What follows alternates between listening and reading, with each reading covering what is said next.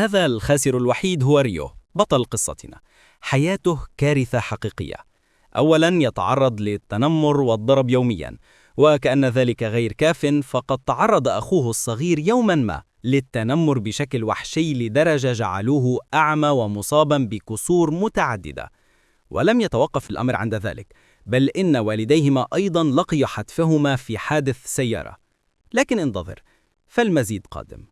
في ليلة عيد الميلاد قامت ملاك فاتنة باختطاف 9 مليارات إنسان من الأرض ونقلتهم إلى زنزانة أو أرض ألعاب غامضة، مانحة كل واحد منهم قدرات فريدة.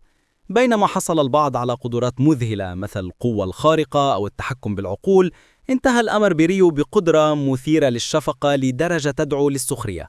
كل إحصاءاته أقل من المتوسط بلا استثناء، وهديته الفريدة هي أنه في كل مرة يموت فيها يعود بالزمن إلى ليلة رأس السنة ليبدأ من جديد. وهكذا من دون أي قدرات خاصة وبإحصاءات رديئة مات مرات لا تعد، وتعرض للتعذيب والخيانة، كل ما يخطر ببالك. ومع ذلك ظل ريو يعض على أسنانه ويجر نفسه عبر الطوابق الجحيمية طابقا بعد الآخر لسنوات وحيدا. وأخيرا بعد ما بدا كأنه حياة كاملة من المعاناة وصل للطابق الأخير. لكن الرحلة اتخذت منعطف قاسيا.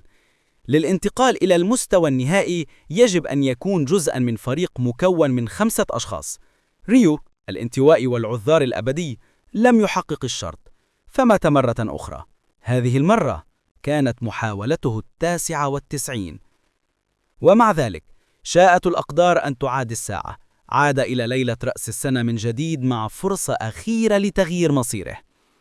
نظر إلى يديه المرتجفتين والذكريات المروعة لألمه ما زالت حاضرة.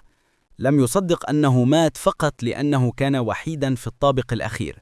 كان ذلك عبئا يكاد لا يحتمل. اشتعل غضبه، قبض بيده بقوة وأشعل عينيه بالتصميم. استعد للمحاولة الأخيرة. خلع سترته وألقاها جانبا، ناظرا إلى الأرض وهو غارق في التفكير. مع من يمكن أن يشكل فريقا هذه المرة؟ الآن التركيز على ذلك الوغد، يونغ مان، الفتى الذي جعل حياة ريو جحيما حيا. يونغ مان وأتباعه كانوا يضحكون، سعداء بقرب دخولهم سن الرشد. لم يعد عليهم التسلل باستخدام هويات مزورة لشراء الكحول. يتحدثون بحماس عن الوظائف التي يرغبون بها في المستقبل. وعندما جاء دور يونغ مان ابتسم ابتسامة مظلمة مسيطرة. سأله أصدقاؤه عن خططه، فأجاب بلا تردد: سأصبح رجل عصابات. ساد الصمت بينهم وأبدوا قلقا، محذرين إياه أن خطأ واحدا في هذا الطريق يعني نهايته. لكن يونغ مان الأرعن دائما لم يبالي. بالنسبة له لديه حياة واحدة فقط، فلماذا لا يقضيها في فعل ما يستمتع به؟ ضرب الناس.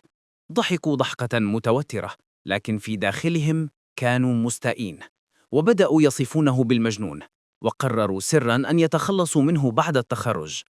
لتغيير الموضوع سأل أحدهم عن ريو، خادمه المطيع، فابتسم يونغ مان ابتسامة خبيثة وقال إنه لن يتركه أبدا، حتى بعد التخرج سيستمر في تعذيبه.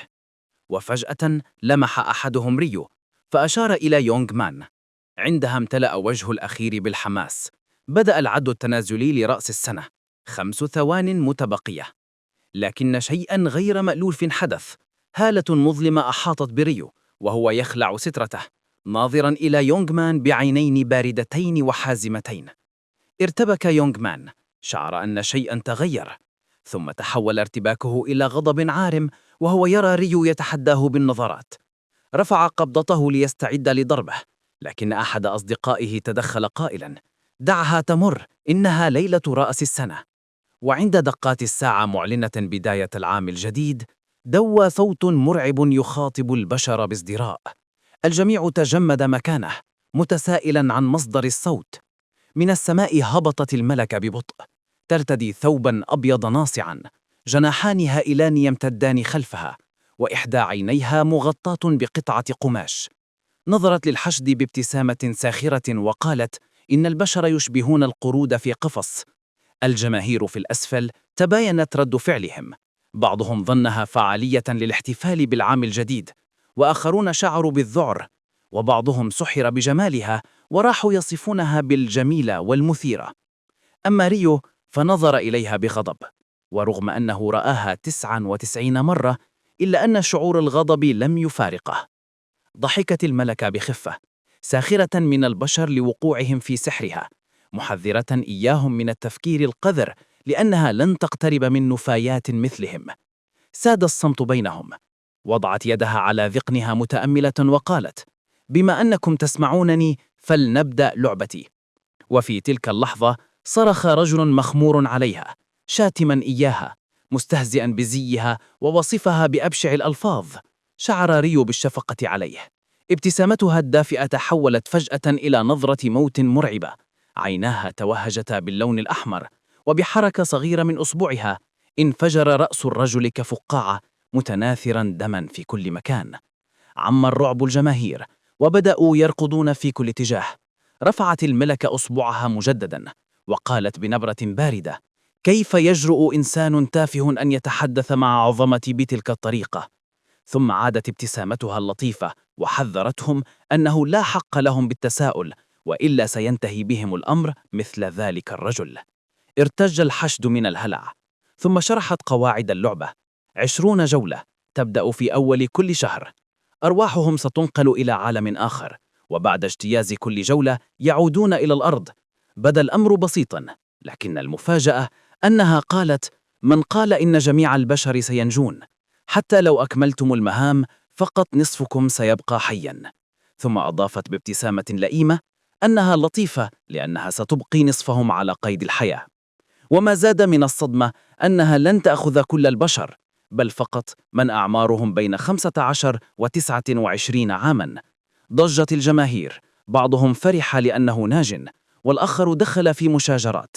تدخل يونغ مان محذراً: تذكروا ما حدث لذلك الرجل.